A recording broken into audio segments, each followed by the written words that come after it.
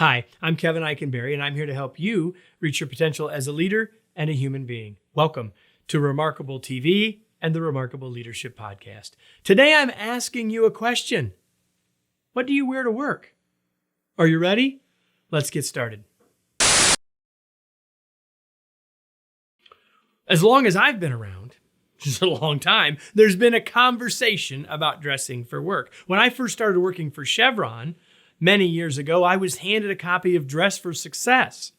And I lived through the conversation about casual Fridays to casual everydays to the day when we all sent everyone to work from home. So let me ask you again, what do you wear to work? Well, let me give you my first piece of advice. Wear something. Yeah, you got to wear something. I mean, even if you don't have a webcam, probably ought to wear some clothes. So I'll just leave that part there. I am not the fashion police, but please wear something for sure, right? Marissa is laughing at that. So there's your first piece of advice. Wear something. But let me tell you a story about something my grandmother taught me. It's a lesson from grandma. My grandmother was an elementary school teacher for her whole career. In fact, in the 5th grade, my grandmother was my teacher, which is a whole story, and maybe it's another episode someday. But here's one of the things I learned from my grandmother. She said, for all the years of teaching, she said, my favorite day to teach school was on dress-up day. And my least favorite day to teach school was on the dress-down or grubby day or whatever they called that day. And I remember distinctly when she and I had that conversation. I was probably in college. I don't know how it came up, but we talked about it. And, it made a lot of sense to me. She goes, on those days when those kids are dressed up, they're wearing their Sunday best and they're on their best behavior, if you will. And you know what? If you stop and think about it, you know what that's all about. Probably doesn't even really surprise you, right? So let me ask you this question. How do you feel when you're really dressed well? When you had that important meeting and you put on that piece of clothing that you felt really good in and you looked really good in, did you not feel better about yourself? Did that not actually help you be more confident in that moment, in that day? Our clothes can do that for us.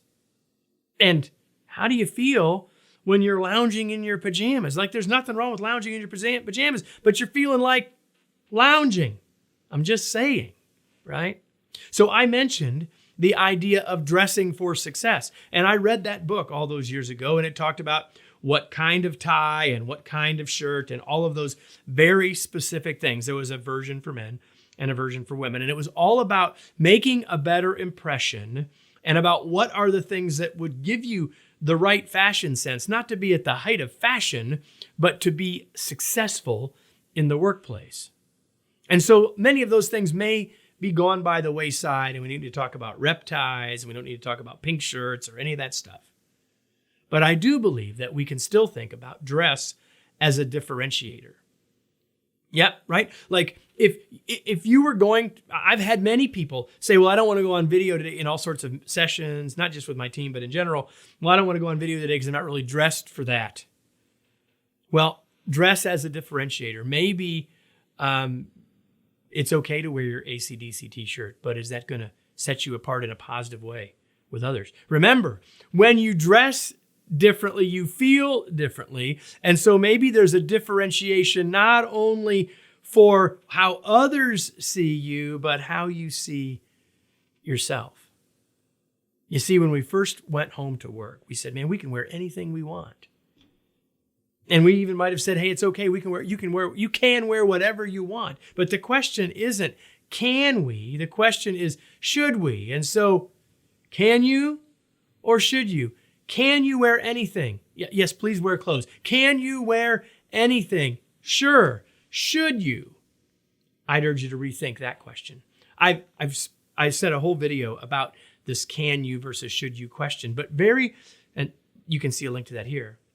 But very specifically in this case, just because you can wear your bunny slippers underneath your desk at home doesn't necessarily mean that you should. Let me close with today's tweet.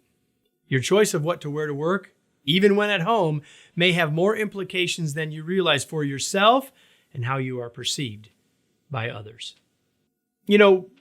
We spent a lot of time helping people that work remotely and helping people that lead remotely. Our latest book is called The Long Distance Teammate. And while we don't give you fashion tips in this book, we give you a tremendous amount of practical advice to not just be successful working from home, but to be a successful and effective remote teammate. You can get your copy anywhere fine books are sold, or go to longdistanceteammate.com to learn more and get a sample chapter.